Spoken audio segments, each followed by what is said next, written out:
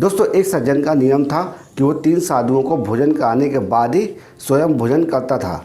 एक दिन उसने बहुत खोजा, उसे साधु नहीं मिले। उस समय दीपावली का समय भी निकट था।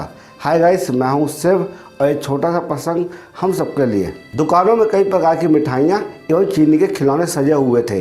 तो एक हलवाई ने चीनी के साधु बना रखे थे। तो जब उस व्यक्ति ने देखा तो सोचा कि इन्हीं साधुओं को मैं ले चलता हूँ और इन्हें भोग लगाकर मैं खाना खा लूँगा। 3 साधु खरीद कर वो अपने घर आया तो घर में आकर देखा कि उसे घर के सामने 3 असली साधु खड़े हैं। तो उसने उन असली साधुओं का आदर और सत्कार किया और कहा कि महाराज, मैं तो आप लोगों को सुबह से ही खोज रहा हूँ, आइए भोजन करें। उसने साधुओं के पैर धोए और आदर के साथ बैठाया। उसने पत्नी से कहा कि तुम जल्दी से खाना बनाओ और मैं बाजार जाकर दही ले आता हूँ। इतने में सज्जन का बेटा आया तो उसने पिताजी के थैले में से 3 साधु निकाले जो चीनी के थे, जो हलवाई के यहाँ से लाए हुए थे। तो उसके बेटे ने कहा कि माँ, इसमें से एक साधु तो मैं खाऊंगा। तो बगल वाले कमरे में बैठे हुए तीनों साधुओं ने जब ये बात सुनी तो वो घबरा गए। बच्चे की माँ ने कहा कि इतना उतावला क्यों हो रहा है, अभी तेरे पिताजी आएंगे। साधु तो 3 हैं, एक तू खाना, एक मैं खाऊंगी और एक तेरे पिताजी खाएंगे।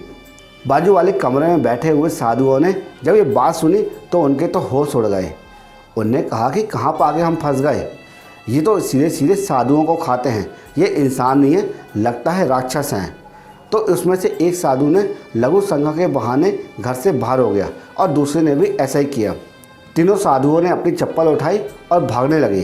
तो सामने से वही सज्जन दही लेके आ रहा था। तो उसने अपनी पत्नी से पूछा कि क्या हुआ। उसकी पत्नी ने कहा कि ये लघु संघ की बात कह रहे थे और न जाने क्यों भाग रहे हैं। दोस्तों, वो सज्जन तो सुबह से भूखा था तो उसने अपनी पत्नी को फटाक से दही दिया और साधु के पीछे दौड़ लगा दिया और साधु से कहा कि महाराज, कहाँ भागे जा रहे हो, हम लोग तो सुबह से भूखे हैं। दौड़ते हुए साधु ने कहा कि लगता है ये दोस्त हमें खाकर ही अपनी भूख मिटाएगा। अंत में सज्जन उन साधुओं के पास पहुंचा और उनकी पूरी बात सुनी। फिर उस सज्जन ने चीनी वाले साधुओं की बात बताई। साधु ने सज्जन की पूरी बात सुनी, तब उनमें जान आई और फिर उन्होंने घर में जाकर भोजन ग्रहण किया। दोस्तों, अगर पूरी बात ना मालूम हो तो अच्छी भली बुद्धि में भी भ्रम पैदा हो जाता है। इसलिए कहते हैं कि ईश्वर की कृपा पात्रता और योग्यता के अनुसार ही प्राप्त होती है। जिसकी जैसी पात्रता उसको वैसी कृपा। दोस्तों, अगर ये कंटेंट आपको यूज़फुल लगा हो और लगाव को सीखने को मिला हो तो इसी वक्त हमारे YouTube चैनल को लाइक कर देना और कमेंट बॉक्स में अपने विचार ज़रूर रखना, क्योंकि हम आपके लिए इसी तरह यूज़फुल कंटेंट प्रतिदिन बनाते रहते हैं। जय श्री राम।